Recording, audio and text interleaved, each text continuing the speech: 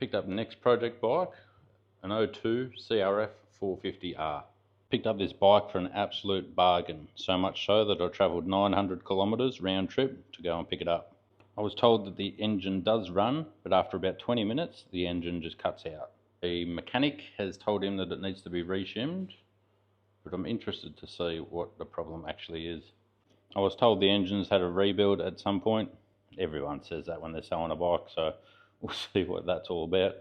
But yeah, they said that it had a rebuild, and a little while after it started playing up, and that's when the mechanics told him it needs to be reshimmed. It just sounds a bit sus to me, that story, so I will be surprised if that's actually the case. The bike seems to have good compression, so that's a good start. So we've either got good compression or there's some sieges happening. That'll be interesting to find out. Overall, the bike does present well.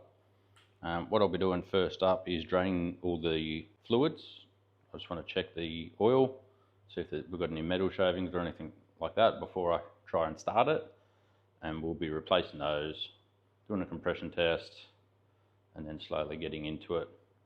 Done a bit of research. I actually think it could be electrical, either stator or CDI.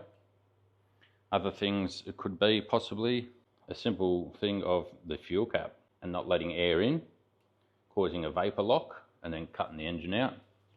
And it also could be the shims. So that'll be interesting to see what they're like once we check out the spec.